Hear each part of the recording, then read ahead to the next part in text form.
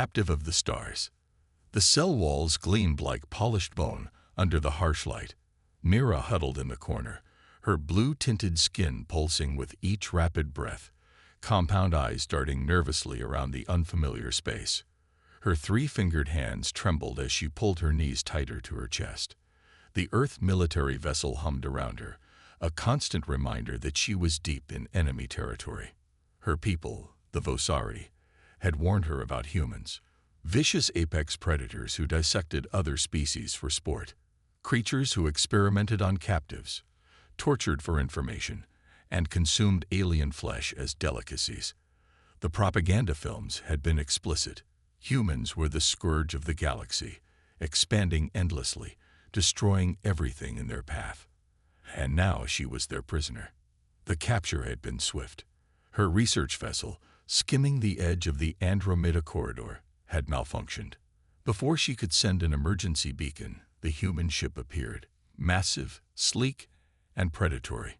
Within minutes, they had her. She was the only one aboard her small craft, a simple xenobiologist collecting samples from uninhabited worlds. To them, she was probably just another specimen. The door to her cell hissed open. Nara shrank back further, the chromatophores in her skin darkening to a deep indigo in fear. A human male stepped inside, tall and straight-backed, wearing a uniform adorned with insignias she didn't recognize. His face was weathered, a scar running along his jaw, eyes the color of storm clouds. "I'm Commander Reeves," he said, his voice low and calm. Of course, she couldn't understand him. The Vosari translation implants only worked for major galactic languages, and humans had been isolated from the Galactic Confederation for generations.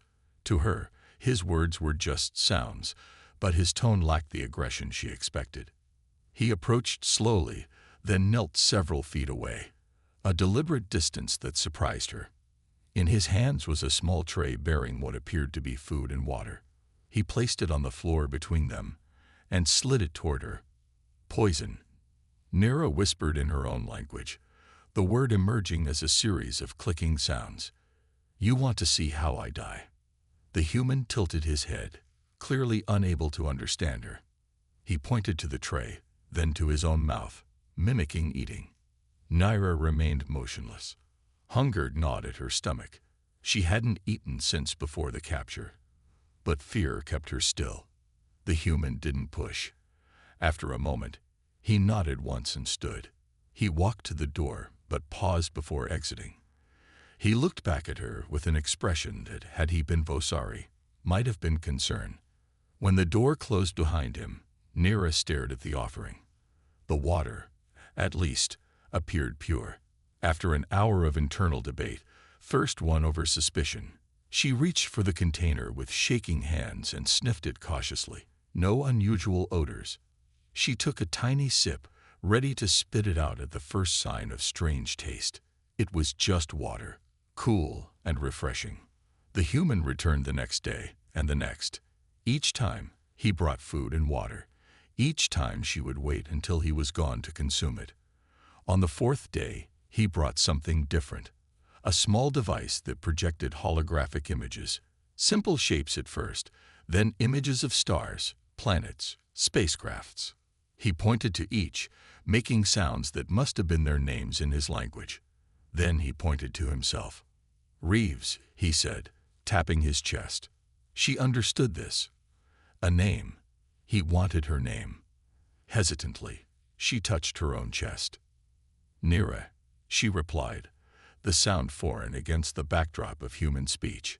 A smile broke across his face, an expression she recognized from her studies. Humans smile to show pleasure, not to display teeth before an attack as some species did. It changed his entire appearance, softening the hard lines of his face. "Nira," he repeated carefully. This small exchange felt monumental. Perhaps these humans weren't immediately planning to dissect her. Perhaps they were studying her first, learning her weaknesses. Or perhaps the thought was almost too dangerous to consider. The propaganda wasn't entirely accurate. On the seventh day, everything changed. The first tremor shook the ship while Mira was examining the holographic device Reeves had left with her. The tremor quickly became a violent shake, throwing her against the wall of her cell.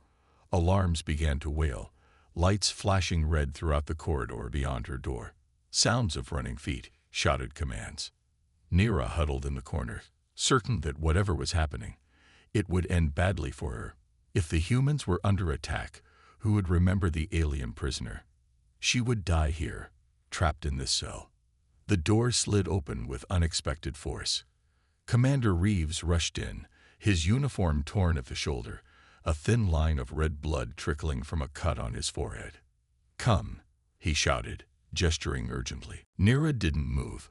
This had to be a trick. Maybe they were going to throw her into space, or use her as a shield against whatever was attacking them.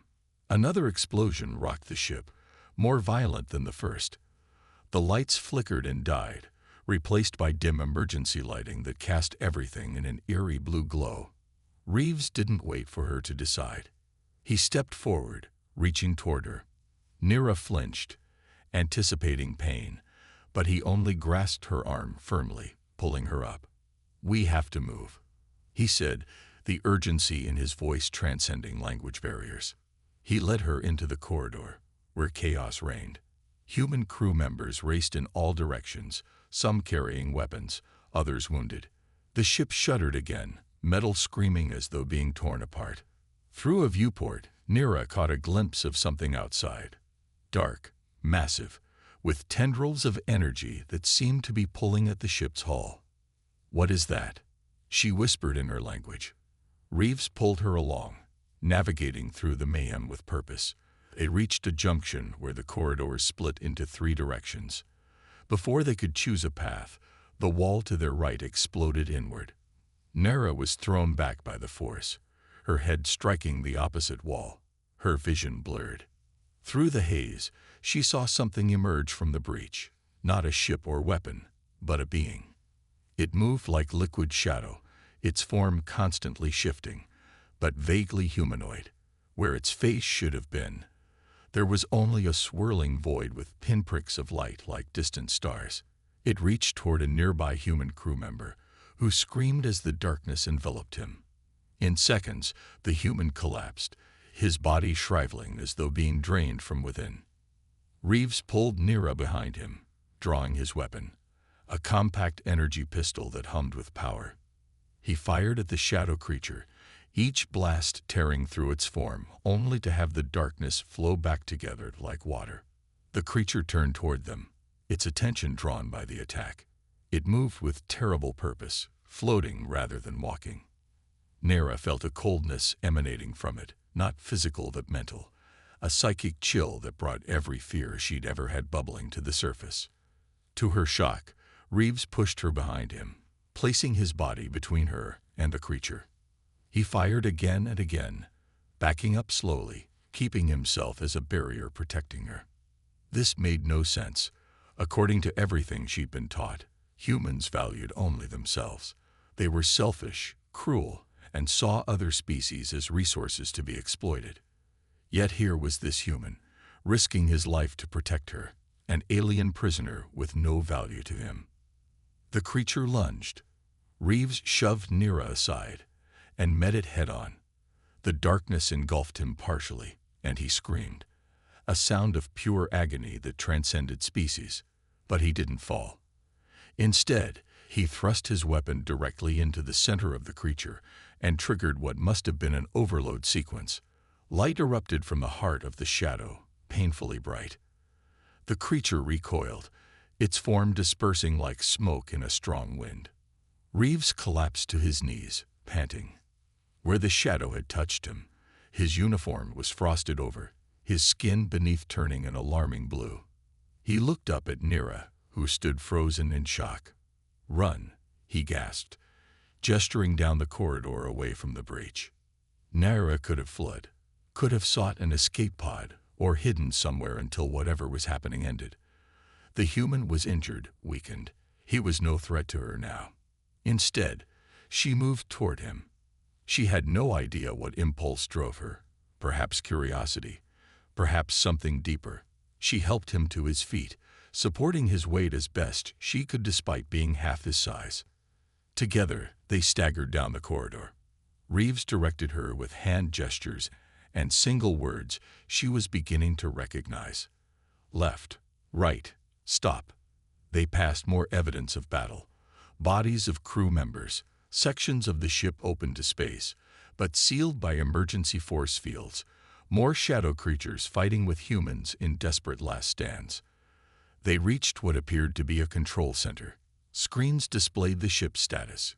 Critical damage throughout, life support failing in multiple sections. Through the main viewport, Mira could see the source of the attack. A massive dark vessel, if it could be called that. It resembled a tear in space itself. Edges undefined. Power readings unlike anything she'd ever encountered. Reeves collapsed into a chair at one of the consoles. His breathing was labored, his skin alarmingly pale where it wasn't frostbitten. He began typing rapidly, activating systems. A holographic display materialized, showing the ship, their location, and an escape route. "Evacuation," he said clearly, pointing to a flashing indicator. Nira understood. The ship was lost. They needed to abandon it.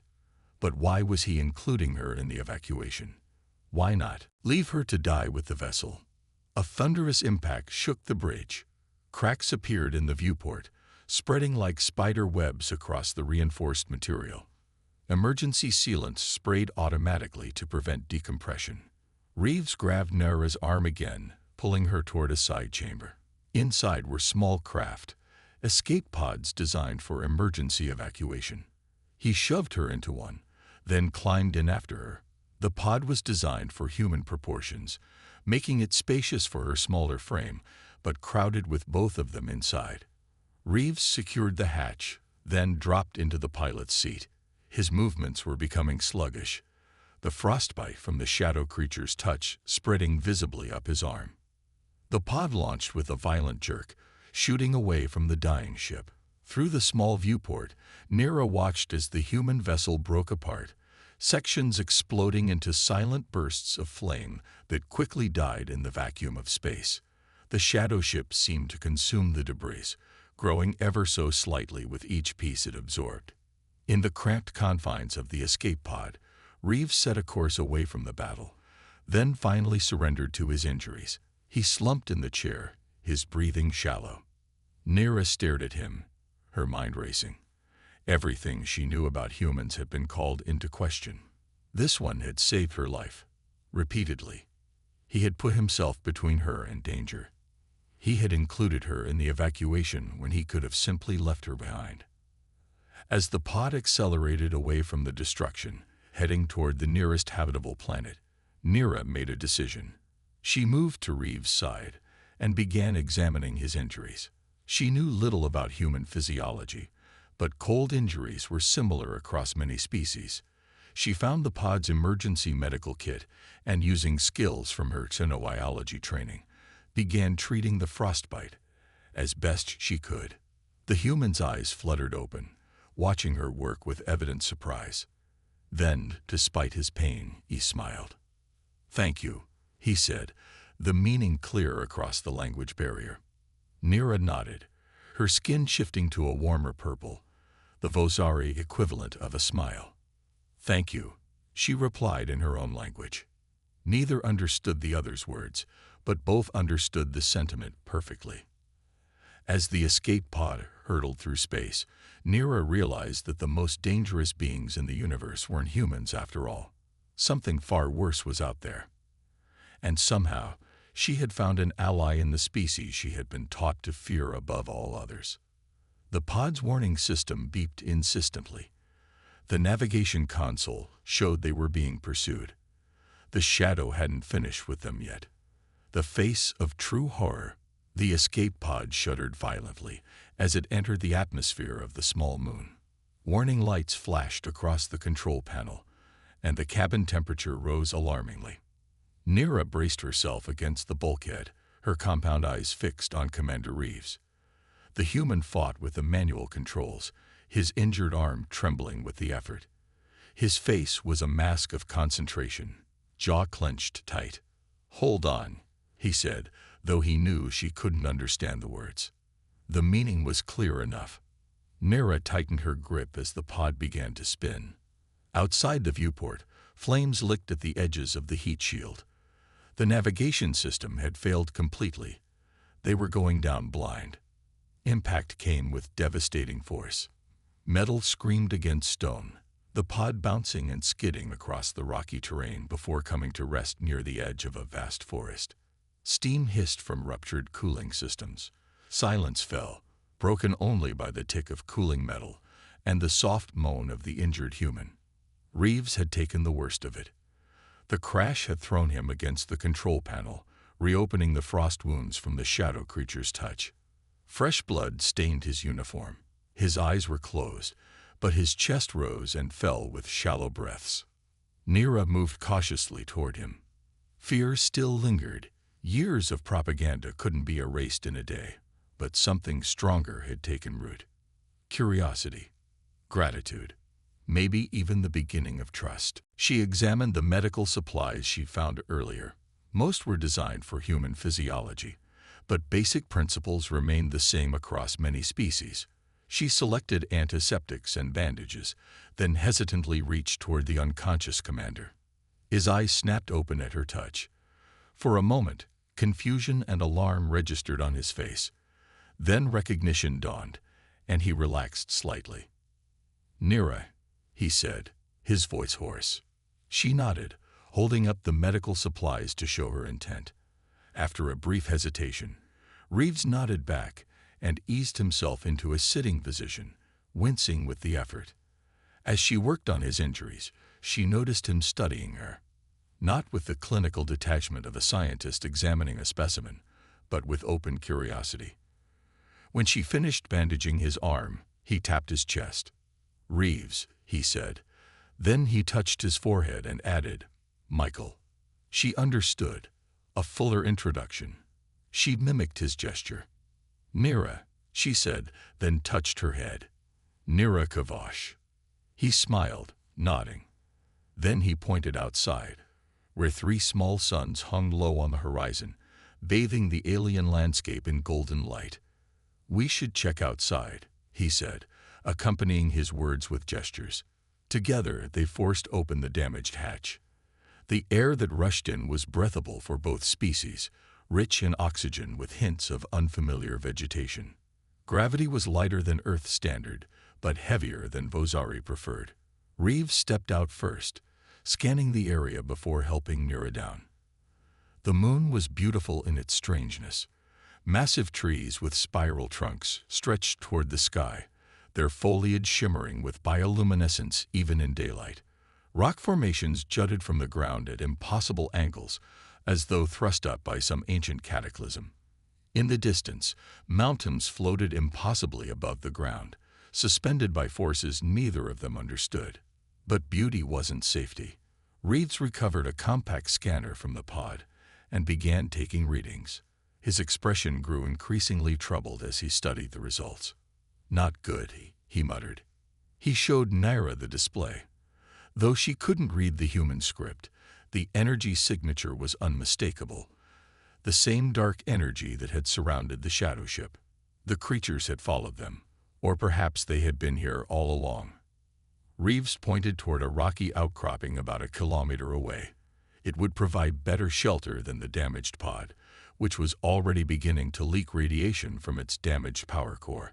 They salvaged what they could. Medical supplies, emergency rations, and a compact weapon Reeves had managed to keep with him, then set out across the alien terrain. As they walked, Nira noticed something strange. Patches of the landscape appeared drained of color, as though something had leached the life from them. Plants in these areas were withered, and no creatures stirred in the dead zones. She touched Reeves' arm and pointed. His expression confirmed her fears. These were signs of the shadow creatures. They'd reached the outcropping just as the smallest sun began to set. The formation included a shallow cave that would shelter them for the night. Reeves built a small fire using local vegetation and the pod's emergency igniter. In the flickering light, they assessed their situation. Communication remained their biggest obstacle. Reeves retrieved a small tablet from his pack, a universal translator that had survived the crash.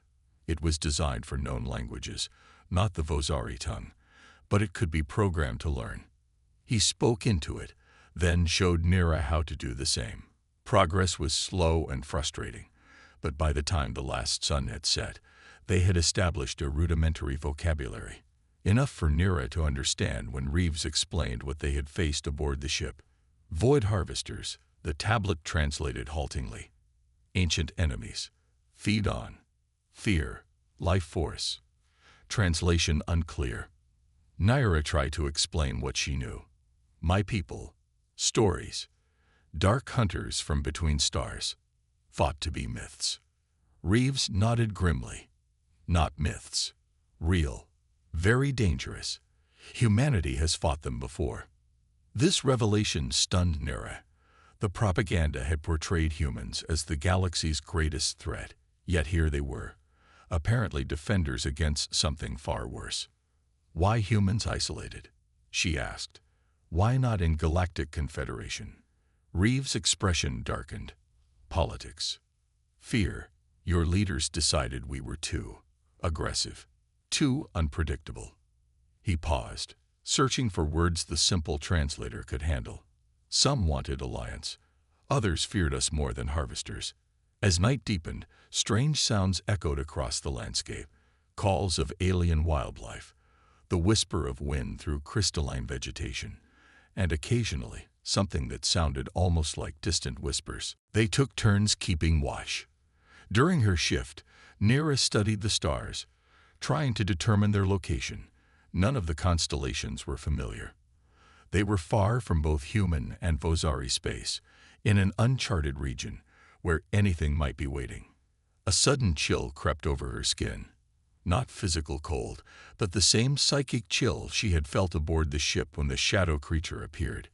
She turned slowly, fear rising in her throat.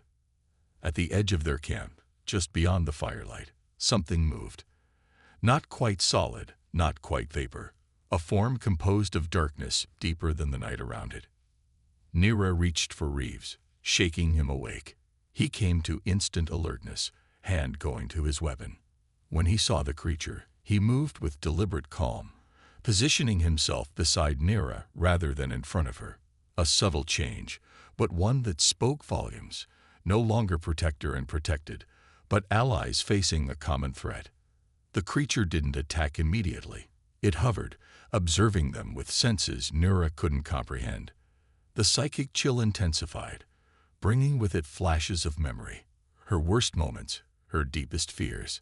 She saw her homeworld burning, her family screaming, herself dissected on a laboratory table, while cold human eyes watched dispassionately.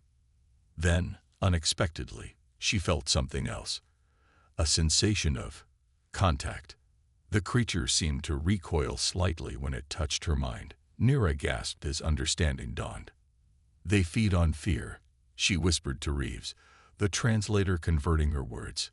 But my species, we have empathic abilities. I can feel it trying to read me. Reeves looked at her sharply. Can you read it back? Nira hesitated. Vosari rarely used their empathic abilities on other species. It was considered invasive, dangerous. But these weren't normal circumstances. She focused on the shadow creature, extending her consciousness toward it as she would toward another Vosari. The contact was shocking, like plunging into a pool of liquid nitrogen. Her mind reeled from the alien nature of the consciousness she touched. This wasn't just another species. It was something fundamentally different from any life she had encountered. Images flooded her mind. A vast darkness between galaxies. Hunger, ancient and unending. Civilizations consumed, reduced to husks. And fear. Fear was sustenance. Power, life itself to these beings. The creature shrieked, a sound that existed as much in the mind as in the air, and retreated from her mental probe. It slipped away into the darkness, but Nira knew it wasn't gone. It was regrouping, perhaps summoning others. We need to move, she told Reeves urgently. It knows we're here. It will return with more. They gathered their supplies quickly and set out into the alien night. Reeves used his scanner to guide them away from concentrations of the strange energy. As they traveled, Nira explained what she had learned through the mental contact. They've existed for millions of years. They consume the emotional energy of sentient beings, particularly fear. They're drawn to conflict, to suffering. That explains why they've been shadowing human expansion, Reeves said grimly. Our wars must be like beacons to them. Dawn found them approaching what appeared to be ruins, massive structures of an unfamiliar architecture, half buried in the moon's surface. The design wasn't human or Vosari, nor did it match any civilization Nira knew from her studies. Ancient, Reeves remarked, running his hand over symbols carved into a towering archway, maybe older than both our species. They ventured deeper into the ruins, seeking shelter from both the rising suns and the void harvesters. Inside, they discovered vast chambers filled with technology unlike anything either had seen before. Some devices still hummed with power despite the evident age of the ruins. In the central chamber, they found a holographic projection system that activated at their approach. Symbols flashed in the air, incomprehensible to both of them. But among the symbols were images that needed no translation. Depictions of the shadow creatures consuming entire worlds. This was a research station, Nira realized, studying the images. They were studying the harvesters, looking for weaknesses. Reeves approached a console that still glowed with faint power. Did they find any? Before Nira could answer, the temperature in the chamber plummeted. The familiar psychic chill washed over them both. Shadow creatures, dozens of them, poured into the chamber like liquid darkness, surrounding them completely. Reeves fired his weapon, the energy blasts temporarily dispersing portions of the nearest creatures, but they reformed almost instantly. He backed toward Nira, who was frantically studying the ancient console. Whatever you're doing, do it faster, he shouted. Nira's fingers danced across symbols she didn't understand, guided by intuition and desperate hope. She felt the creature's hunger pressing against her mind like a physical weight. They were feeding on their fear, growing stronger by the second. Then she saw it, a pattern in the symbols that corresponded to the creature's energy signature. The ancients had found a weakness after all. The harvesters fed on fear, on negative emotion, but they couldn't process positive emotional energy. It was toxic to them. Michael, she called, using his given name for the first time. They can't handle positive emotion. Focus on something good, something happy. He looked at her in confusion, then understanding dawned. As the shadows closed in, he took a deep breath and closed his eyes. His expression shifted, tension easing from his features. Nira did the same, calling up memories of joy, of peace, her family during festival season. The wonder of her first space flight, the moment of connection when Reeves had first spoken her name. The effect was immediate. The nearest shadow creatures recoiled as though struck. The psychic pressure eased slightly. It wasn't enough to drive them away completely, but it created space, a moment to breathe. Nira returned to the console with renewed focus. If the ancients had identified this weakness, perhaps they had weaponized it. She activated what appeared to be a central control system. The chamber hummed with awakening power. Lights embedded in the walls, dormant for millennia, flickered to life. The chamber was suddenly flooded with a peculiar radiation, not light exactly, but energy that affected the shadow creatures dramatically. They writhed and contorted, their forms becoming unstable. Several dissipated entirely, while others fled through the walls and ceiling. What did you do? Reeves asked, amazement evident in his voice despite the translation. The ancients developed a field that amplifies positive emotional energy, Nira explained, reading the data that now flowed across the console. It disrupts the harvester's ability to feed. The victory was short-lived. Outside the protected chamber, more shadow creatures gathered. The ancient system, dormant for too long, was already showing signs of instability. Power fluctuations caused the protective field to waver. "We need to get this information out," Reeves said, looking for a way to download the data. "If both our species had this technology." Nira agreed. The age-old conflict between humans and the Galactic Confederation suddenly seemed petty in the face of this greater threat. If the Void Harvesters were targeting both human and Confederation worlds, survival depended on cooperation. Working together, they managed to transfer the critical data to Reeves' tablet. The ancient system provided one more gift, a distress beacon capable of transmitting across vast distances. Reeves activated it, sending a signal that both human and Confederation ships would recognize. Now they just had to survive long enough for rescue to arrive. The protective field continued to weaken. Shadow creatures probed its boundaries, searching for ways in.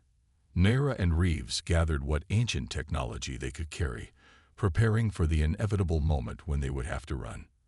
That moment came sooner than expected. With a final surge, the ancient power source failed. The protective field collapsed entirely. Shadow creatures poured into the chamber from all directions. Reeves grabbed Nira's hand, pulling her toward a secondary exit he had discovered. They ran through crumbling corridors, the darkness literally chasing them. At every junction, more shadows waited.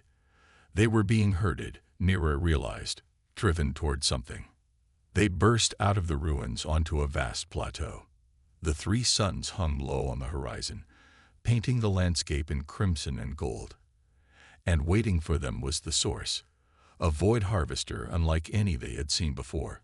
Where the others had been vaguely humanoid, this one was massive, its form constantly shifting between recognizable shades, some resembling species Nira knew, others utterly alien. "The Elder," she whispered, the knowledge coming directly from her brief mental contact with the creatures. Their leader. The Elder Harvester rose up before them, blotting out the suns. The psychic pressure was overwhelming, driving both of them to their knees. Images flooded Nira's mind. Civilizations falling, species being consumed, endless hunger. But mixed with these horrors was something unexpected, curiosity. The Elder was studying them, particularly the connection between them. A human and a Vozari working together was something it hadn't encountered before. Nira felt Reeves' hand find hers. His grip was strong, reassuring. In that touch was a message clearer than any translation. "We face this together." Drawing on courage she hadn't known she possessed, Nira opened her mind fully to the Elder Harvester. Rather than passively receiving its thoughts, she projected her own. She showed it the truth she had discovered, that humans were not the monsters she had been taught to fear. That different species could understand each other, help each other, maybe even care for each other. That fear wasn't the only powerful emotion in the universe. The Elder recoiled from these concepts. Its form became more unstable, portions of it dispersing like smoke in a strong wind. The lesser shadows around it began to retreat. Taking advantage of the moment, Reeves activated one of the ancient devices they had salvaged, a smaller version of the positive energy amplifier. Its effect was limited but powerful enough to create a bubble of protection around them. The Elder Harvester shrieked in rage and pain as it was pushed back. But it wasn't defeated. It gathered itself, preparing for another assault. Nira and Reeves stood side by side, the ancient device between them, waiting for the inevitable.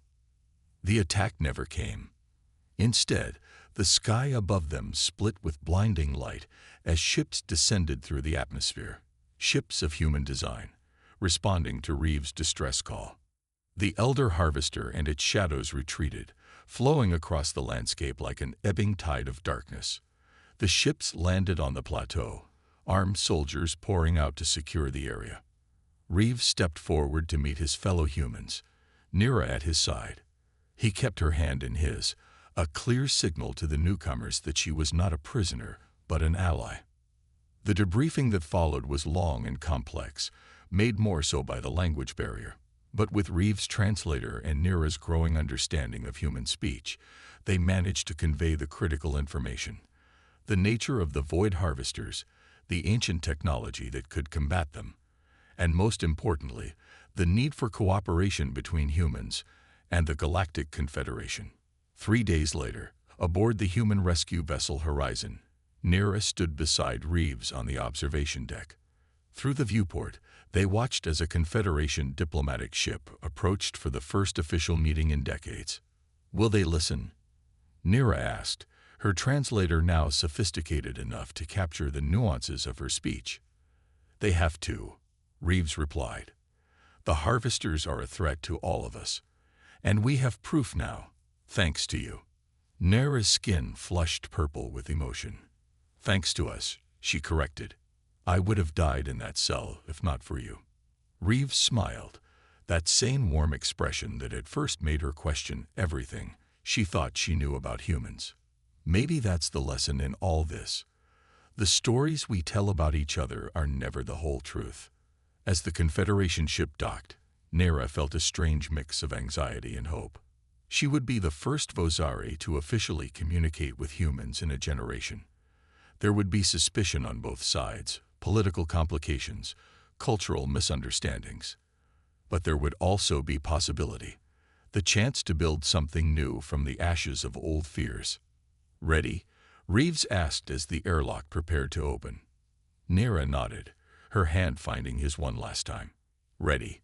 Together, they stepped forward to meet the future, a future where the true monsters were recognized at last, and former enemies stood as allies against the darkness between the stars.